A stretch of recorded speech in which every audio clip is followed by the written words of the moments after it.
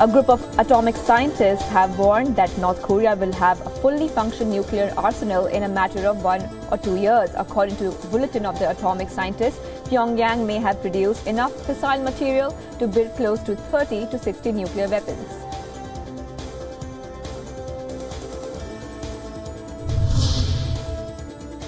The execution date for Raghunandan Yandamuri, the first Indian-American man to face death penalty, has been set for February 23rd.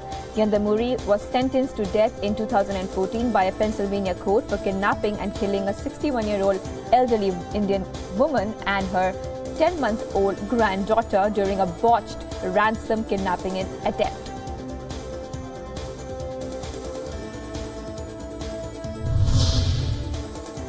Nepal from today onwards will be able to connect to the internet with help from China. Nepal's state-owned telecom company Nepal Telecom will be about to use internet bandwidth from China, reducing its dependence on India.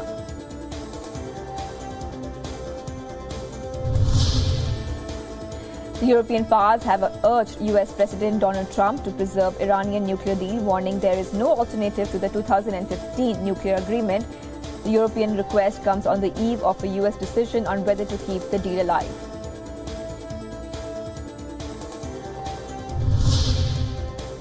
It's a dream come true for Saudi women. Starting today, Saudi Arabia will allow women to step inside stadiums to watch professional football matches for the first time in the conservative country's history.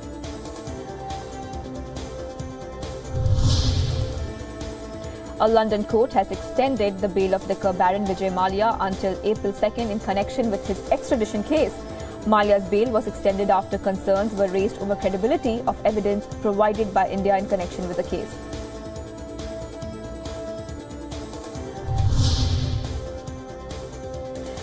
A 6.0 magnitude earthquake has struck a remote area in central Myanmar early on Friday. According to US Geological Survey, the shallow quake struck some 40 kilometers west of the town of Pio.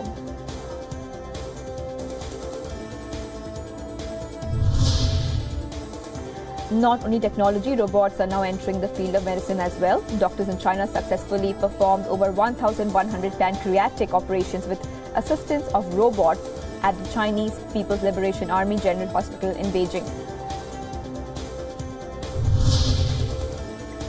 Protesters crowded the streets of Sao Paulo, Brazil on Thursday to voice their concern over a hike to the cost of a ticket in the city's public transportation. On Sunday, the cost of a ticket on city public transit increased from 3.80 to 4.00 Brazilian reais. Dakar rally entered Bolivia amid intense social protest and roadblocks against President Evo Morales' leftist government and a new penal code he is promoting.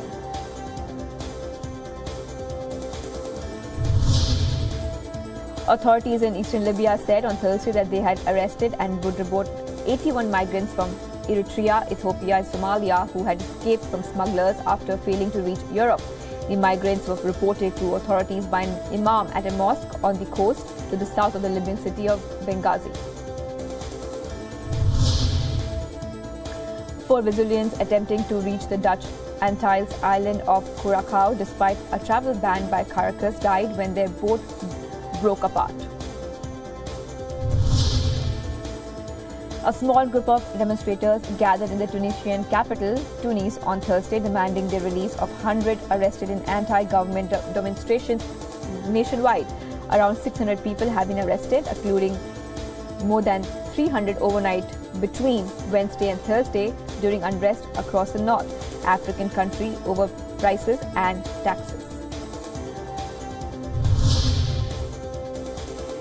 Russian President Vladimir Putin has said that opposition leader Alexei Navalny was Washington's pick for the Russian presidency, which was why the United States had complained about Navalny not being allowed to run for office.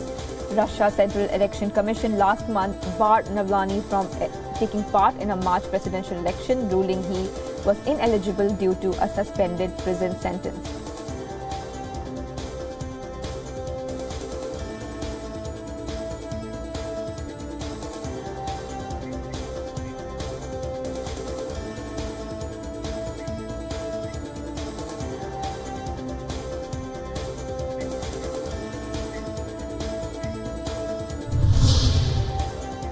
Indian Prime Minister Narendra Modi has been ranked third after German Chancellor Angela Merkel and French President, according to a Gallup International Association poll. Modi's global ratings considered highest by any Indian Prime Minister has got in the Gallup global polls.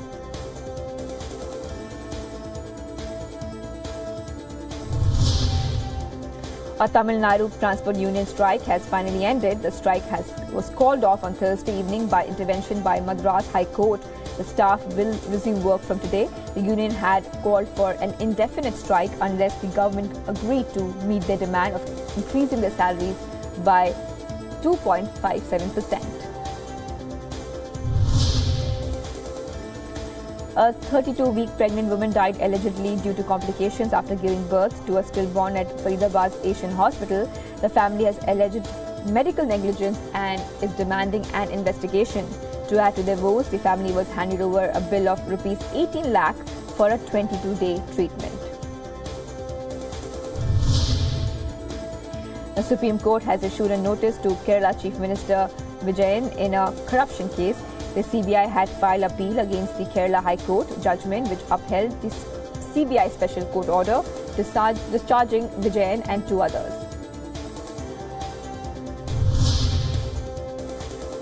Union Minister for Shipping Nitin Gadkari attacked the Navy on Thursday for putting roadblocks before development projects in Mumbai. He said the Navy should secure the borders instead of raising objections to projects. The minister made the remarks in the presence of the Western Naval Command Chief Vice Admiral Girish Luthra. The International Olympic Committee has called for an emergency meeting on the 20th January to discuss key issues around North Korea's participation at the 2018 Winter Olympics in South Korea next month. After high-level talks between the two countries for the first time in 2 years, North Korea agreed to send a large delegation for the Games in Pyeongchang. With the last date for the athlete entries long gone, the IOC hopes to iron out any logistical and organizational details to facilitate the participation of the North Korean contingent.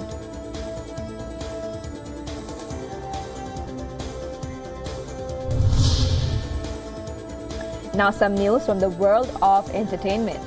Singer Ricky Martin and fiancé Juan Joseph tied the knot in a private ceremony. The couple got engaged in 2016.